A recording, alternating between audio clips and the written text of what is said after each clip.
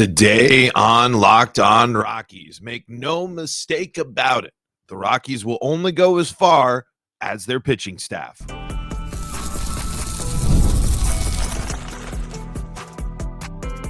You are Locked On Rockies, your daily Colorado Rockies podcast, part of the Locked On Podcast Network, your team every day. Rock on Rockies fans, welcome into the Locked On Rockies podcast for today, the second day of December in the year 2024. I'm your host of the Locked On Rockies podcast, Paul Holden, bringing you your daily Colorado Rockies talk right here on the Locked On Podcast Network, where you can find your team every day. And if your team is the Colorado Rockies, guess what? You're in the right spot, because that's what we do around here each and every day, free and streaming on your favorite streaming services, bringing you your daily Colorado Rockies talk. We're also available on the Locked On Rockies YouTube channel, where you can be part of the show. You can fire off your Rockies hot takes. You can let me know what's on your mind when it comes to the Colorado Rockies, because that's how I want this offseason conversation to go. I want to hear what's on your mind as Rockies fans. So fire off your Rockies hot takes over there on the Locked On Rockies YouTube comment section. Be part of the show there and let me know what is on your mind. I'm Paul Holden, your Rockies fan extraordinaire. Been bringing you this daily Colorado Rockies podcast for over 3 seasons now, and been following, loving this team my entire life. Today on the show, we're going to talk about something that we've briefly mentioned, but I kind of wanted to hammer home today and emphasize the fact that this season is going to be a massive one, because it's going to be the next area of where do the Rockies commit, right? Where do the Rockies plan for going forward here? And I say that because the Rockies are going to be facing a situation here in which they're going to have to make decisions about both Germán Márquez and Antonio Senzatela. The differences here is that Germán Márquez's contract will be up at the end of the season. Antonio Senzatela still has 2 more years on that deal. It's a good reminder that both of these guys, including Senzatela, are younger than it might feel like. Senz is only 26. Germán will be 28. This year. They take up, let's see, they are the 5th and 6th highest contracts on the Rockies this year. And I'm bringing that up because as much as the offense is still one of my, if not my biggest concerns here, you will only be as successful as your pitching staff this season. And I think we learned that already. This isn't anything new. And let's dive into that. But before I do, you can start the season big with a return on FanDuel, and they bring you today's episode. New customers can place a $5 bet, and you'll get started with $150 in bonus bets if you win your first $5 bet. Visit FanDuel.com to get started. So I'm sitting here, and I'm trying to figure out what exactly is going to be the main storylines of next year. And a storyline for the Rockies seeing success, a storyline for the Rockies establishing themselves in a different position this year, is going to be the pitching. It's going to start with the pitching as well. The Rockies here, when you're looking at the first, let's see, 1, 2, 3, 4, 5, 6, 7, 8, 9, 10. Out of the first 10 games of the season last year, the Rockies allowed less than 5 runs once, twice, 3 times. So, and in that time, the Rockies go 3-7 to start the season. That, I mean, and with 2 of those games being on the road and then the homestand, and there's been too many moments where it's lopsided. It's 5+ runs in a game. It's just like with the Rockies offense, where when it comes to striking out all the time, you can't keep putting yourself in holes that you have to dig out of. And the Rockies constantly put themselves in holes. And last year they were constantly playing from behind. So obviously we know that. Setting up a historical run. These are the pitchers that the Rockies have seen success with. These are the guys that the Rockies have bought into as starters. This is the first time really in 2 seasons that we as Rockies fans are going to see the rotation as envisioned by the Rockies and Bud Black. I mean, let's be real here. The Rockies were not planning on losing their 1 and 2 in the rotation for this amount of time. And even with them coming back, I'm not necessarily sitting here. I'm unfortunately racked with worry. I'm racked with worry because does the Antonio Senzatela style still work? Does the extreme ground ball guy still work? And Antonio Senzatela, 6.2 career WAR, 4.9 career ERA in 148 games, 692 innings pitched, 458 strikeouts, a whip of 1.451. The problem still is, though, in 12 innings of work for Senza, 3 bombs, 8 walks. I mean, these are things. Obviously, you're shaking it off. You're getting back. It's a very, very small sample size. But if Senza can't hit the zone and Senza can't induce the weak contact that's his whole MO, then the Rockies are in serious trouble. If he can't get guys out the way he knows he can get guys out, that's a massive problem. The Rockies are going to be in that same thing. The tone will be set again from the beginning where the Rockies are giving up 5+ a game. Just looking here a little bit for, 7 strikeouts in that time. So, okay, something there. But Senz is not a big strikeout guy.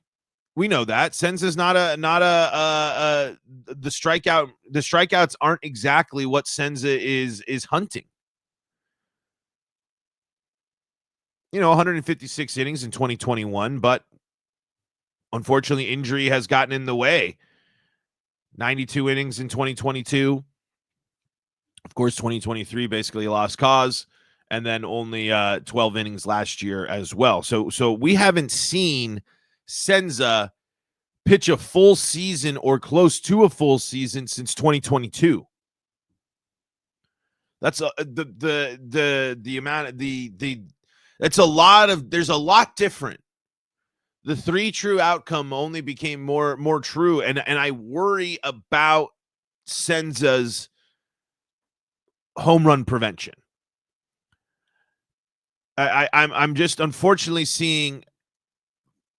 I'm prophesizing that. I don't even know if that's the right word. I'm envisioning a world in which the Rocky, where he can't keep the ball down, where he can't keep the ball from away from the barrel of the bat.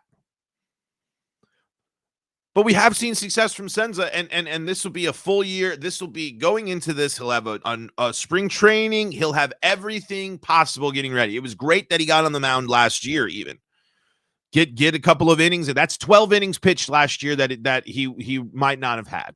And that does matter. That was getting game ready. That was rehabbing. That was a whole bunch of stuff. Now going into this offseason, you can continue the rehab as needed on the stuff that you need, because the injuries that Senza suffered were brutal.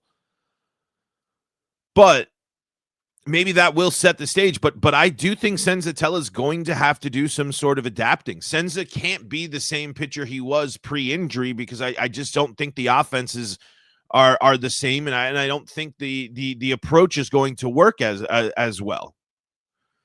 This is a really, really good. There are really good offenses just in the division alone. So that sets the stage. And then for Germán, I mean, this is a situation in which we got to hope that he's just fully healthy in general and everything, and he recovers as well. Only getting to pitch the 4 innings there. For the Rockies have only seen 24 innings from Germán over the last 2 seasons.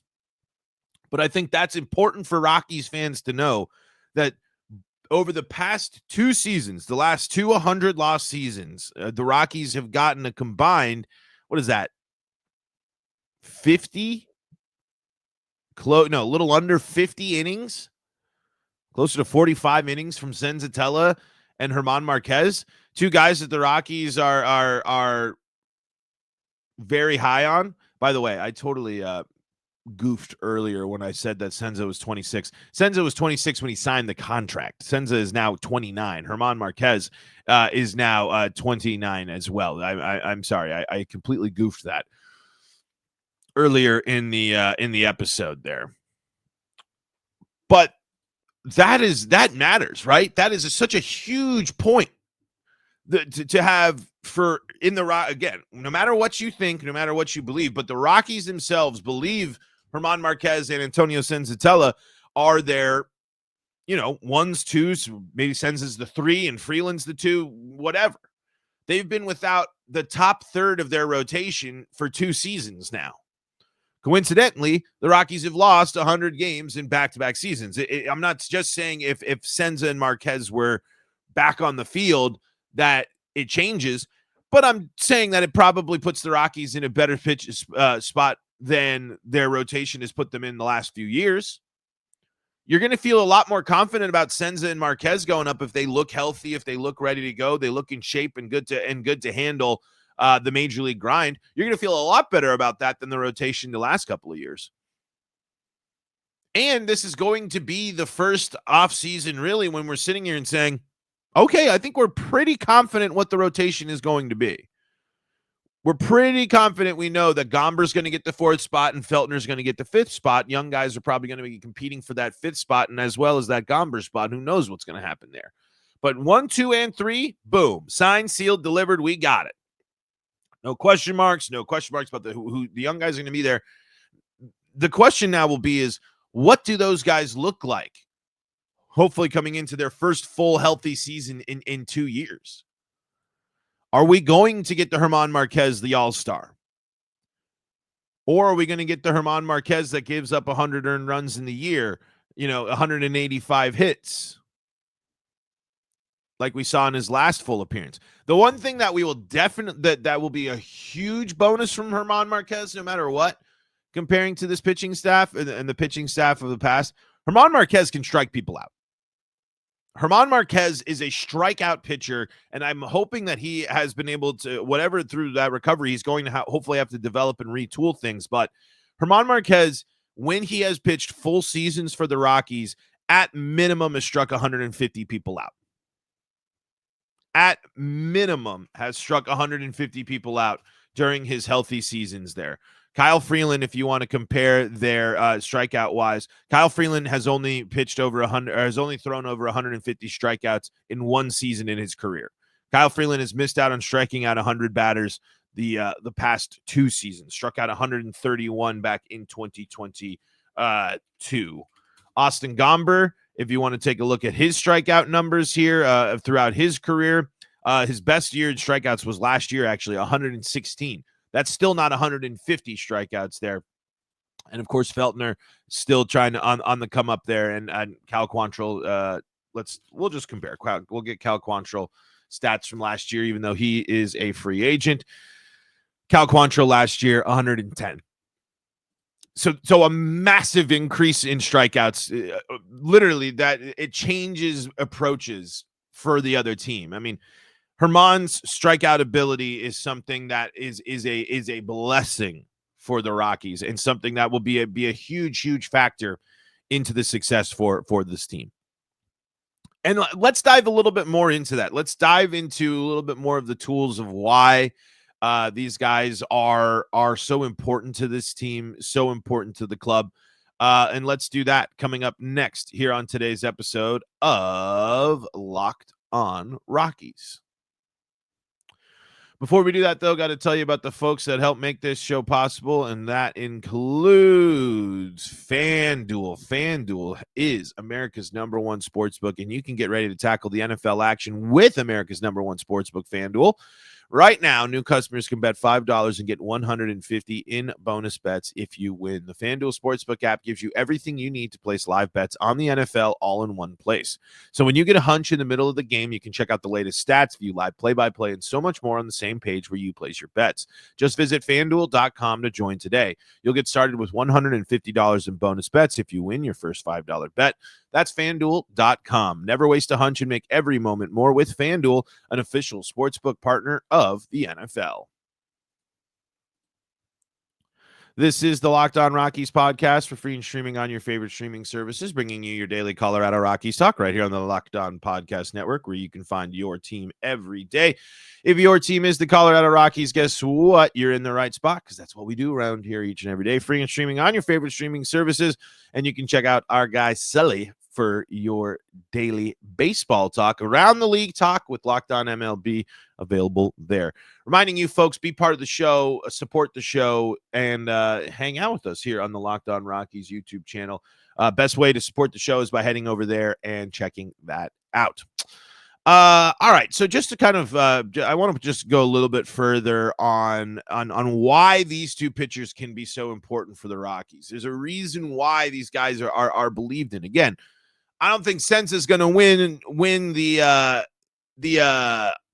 Cy Young or anything, but when you look at Senzatela's walk numbers, you're like, okay, I'm a little bit more encouraged by that. I sit there and I can see that the overall career walk numbers, especially pre-injury, to Senzatela, were okay. There was some tough years, 2019 and 2017, for example, when it comes to the walk rates. But we've also seen 2021 1.8, 2020. I know that's a shortened season, but 2.2. So there's still. It's just, can we get to that Senza? Are we going to get 2021 Senza? Even in the down year of 2022 with in some areas, his walk rate was still only 2.2. When you compare that, Kyle Freeland sitting at that 2.1, so he's not someone that I'm as worried about with the control issues, with the walk issues. There is a possibility where, you can even lower that. Right on par there. Austin Gomber was sitting there. If these guys can continue to keep these walk rates down, that'll be massive for the Rockies. Germán, unfortunately, kind of bounces a little bit. Has been up in the threes before, but also as low as 1.4. Germán can strike people out, like we were just talking about. Germán's strikeouts per nine are easily the best out of the Rockies rotation. I mean, even with Gomber's increase there, the Rockies still haven't had someone who strikes people out like Germán Márquez has in the lineup. So these are two areas in which the Rockies can see some success. This is where the Rockies will really benefit from these guys coming back in action and performing and having an impact on this team. It's just, the other fact of the matter is, it's a recovery, right? It's what do they look like now? What will they look like after spring training? Germán has slow starts historically to start the seasons anyways. What does that look like? There's so many possible things that can feed into the Rockies being better this year. But it truly does come down to two massive areas on the offense and defensive side. The Rockies need to walk less people, strike out more batters, and the offense needs to strike out less and score more runs. I mean, those are the basic fundamental things that are a mess with the Rockies over the last 2 years. So if getting two of your pitchers back who have been part of your success in the past, who are older, who are facing a different league, different approaches to the offense, different division, different look to the division, these guys will be critical to any success for the Colorado Rockies.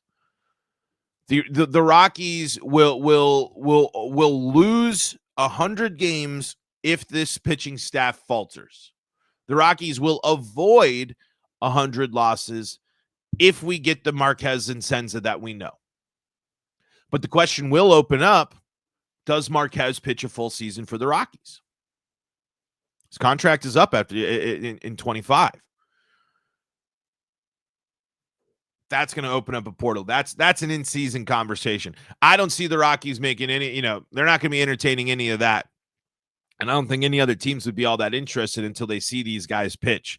And I really do wonder what does the outside world think of Antonio Senzatela when it comes to pitching? Because I'm just so fascinated to see what adjustments he'll make and how his pitching style will work in this age of baseball. I know it's not that long before him. It's just the offensive threats within the division have grown. The analytics and knowing about hitting the ball and hitting the ball out of the yard have grown. So I'm just sitting here kind of racking my brain, wondering what that looks like. And I do wonder what do the Rockies look like with Freeland, Márquez, and Senza? Guys that are for Rockies fans are synonymous with past success. We will see, but it is true. I mean, just as much as I've harped on the offense and the strikeouts, I truly do think that the other side to that coin of what are the things you can point to immediately for change for the Rockies, it's this pitching staff and how do they perform this coming season. That is going to be one of the massive storylines of the Colorado Rockies in 2025. All right. Going to take some YouTube comments here to finish out the show and finish out this segment. I was asked by Jack here, hey, Paul, I may have missed the episode or two if I didn't hear this, but what are your favorite moments from the season? I know mine was going to that Hunter Goodman masterclass against the Cubs. Can't stand them. Was someone I really wanted to introduce to the game. Thanks, Jack. My favorite moments, I guess, I have some similar ones. The Brenton Doyle throw to get that Milwaukee Brewers player out. Rockies hung 20 runs on the Red Sox. If you remember, that was fun. The Tolia home run game was always great. But I really, truly, if you were to ask me, like, what's my favorite thing that happened last year was the Tovar storyline. Obviously, the strikeouts are frustrating, but we're watching a guy that is literally, if you're going through the tough spot with the Rockies right now, and you're going through and you're chugging through that, watching Tovar just continue to take steps in the right direction, watching Tovar continue to have elements of the Rockies greats of the past. I'm not comparing him exactly to those, but he's showing the leather. He's got the offense. He's taking bases. He's trying to, he's becoming a face around the organization, even while dealing with language stuff sometimes as well. But clearly he is over the last 2 years, you just hear maturity. And he continues to exemplify that. And I can't wait to continue to watch it because, I think this offseason is going to be one where Tovar just locks into family with his new family and locks into just, I wouldn't be surprised if we see a stronger Tovar, a Tovar that really gets to the weight room and really takes advantage of it. So I know that's not a specific moment, but watching Tovar perform the way he has is the reason to get excited to watch the Rockies. Was the reason to get excited to watch the Rockies. Mixed in with Brenton Doyle doing stuff every day. That was awesome. Robbing home runs. I really liked Sam Hilliard. I know it's a bench player, but Sam Hilliard hitting a ball to the moon and coming back and in a place that's very special to him and to his family. I love that. Cal Quantrill, showing off that bulldog attitude. There were moments, absolutely, that were great for the Rockies there. It's just masqueraded by all the long list of frustrations there. So thanks for that, Jack. We got more YouTube comments coming up next. Don't go anywhere. Before we do that, though, got to tell you about the folks that help make this show possible, and that includes Gametime. Gametime. I can't recommend Gametime enough. If you are looking to pick up tickets to go to a show, a concert, comedy, and of course, sports, Gametime's got you covered. And they make it even easier now with Gametime Picks. It's a new feature that makes getting tickets to your favorite live events even easier. Gametime Picks filters out the fluff to show you only incredible deals on great seats so you don't have to waste time searching through thousands of tickets. You can see all the options for yourself. Boom, you just fire up the app and right there. Easy, super simple to use. And when you're on that homepage, make sure that you toggle in the all-in pricing feature so you're going to know exactly what you're going to pay right there, right up front, so you are making the best informed choice for your budget. Not only that, you're going to get a panoramic view of your seat, so you're going to know exactly where you're sitting, what to expect when you get to the venue, and your purchase is covered with the most flexible customer service policy in the ticketing industry. Take the guesswork out of buying tickets with Gametime. Download the Gametime app, create an account, and use code LOCKEDONMLB for $20 off your first purchase. Terms do apply. Again, create an account and redeem code LOCKEDONMLB for $20 off. Download Gametime today. What time is it? Game time.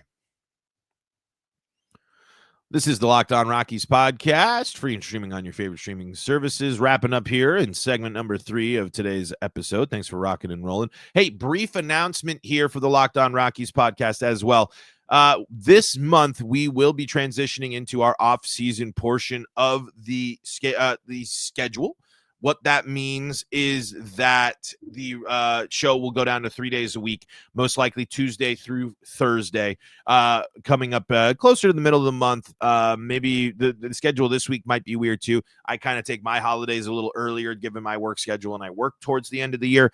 So this week might be a little weird. I haven't quite figured out everything yet, but just want to let you know in case you're like, what's going on? Don't worry. We're just getting to that point of the year where things slow down on the baseball side. Things slow down on our side a little bit. So we just take a step back. Honestly, great break for a one-man show like myself. So, but don't worry.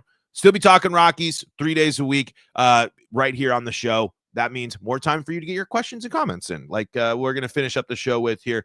Mike says, wasn't Elias Diaz available around the deadline as well? The guy was an all-star last season, and they couldn't get anything done. Unfortunately, the big thing with Elias Diaz was the injury. Elias Diaz certainly would have been traded at the deadline, I think, if he hadn't been dealing with those injuries that sidelined him basically right up in right before the all-star game and trade deadline. If I recall correctly, that injury was really poorly timed. Because just looking, if you go over on Purple Rose ranking the Rockies story or feature that's going on right now, the 8th best Rocky by WAR last year was Elias Diaz. You know what I mean? So and remember, he didn't even play the whole season. So that's what's eye-opening about, especially when this ranking the Rockies goes up on Purple Row, because again, they're not doing anything. They don't choose who to rank. They get the numbers, they put everyone in order of the numbers, and that's it.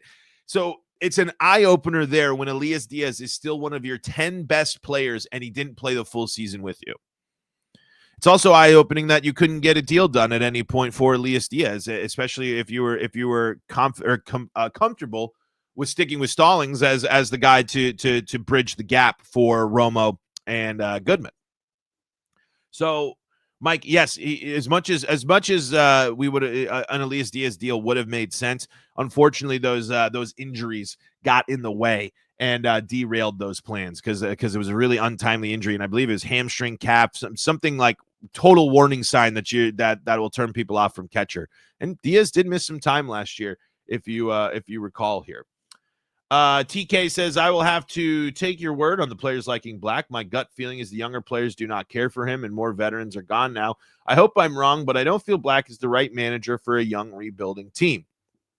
I mean, there are probably people that will agree with the young team thing, but the only pushback is there's never really been any murmurs or stuff of a toxic clubhouse environment of really not people being on the same page with Bud Black, not feeling supported by Bud Black. However, I am sure that if you were to ask, if maybe even off the record and stuff like that, if you were to dive deeper, I could see some young Rockies players being frustrated by how they have been called up, sat on the bench, not gotten opportunities, not gotten on the field. But it's also the pros. It's also kind of how it goes. But I think some young players might be a little worn down by the Rockies' reluctancy to put them on the field in moments where they need that development time here. TK also followed up with great insight from Patrick. Hearing this about Cal surprised they didn't try to keep him around with that type of attitude. Described bulldog attitude, by the way. that you need from a pitcher. Rodgers is not surprising for me. What you see with him is what you get. Slow starts, average offense, and good defense. If I had to pick between the two, it's easy that Cal would be more important to the team. I got to disagree. I think Cal Quantrill would be more replaceable, but both of them will be finding new homes there. Derek says Veen is special. Saw him with the Topes. He is different. And Finn says, could Charlie Condon play third base for the Rockies? Maybe this year. Maybe at the end. But it would require a big change at third base, and like we said, I don't have the Rockies moving on from their third baseman anytime soon. I think the Rockies and Ryan McMahon are pretty much in lockstep here, and nothing's going to change with that. All right, folks, that's going to do it for today's episode. Back in action tomorrow, so make sure that you're subscribed to Locked On Rockies on YouTube so you know when the videos post, or check us out on your favorite streaming services. For your second listen of the day, go check out Locked On MLB and our guy Sully. And if you need more Colorado sports coverage, Locked On Broncos, Locked On Avalanche, Locked On Nuggets, Locked On Buffs, all free and streaming on your favorite streaming services. Until next time, I'm Paul Holden saying so long from the Locked On Rockies podcast.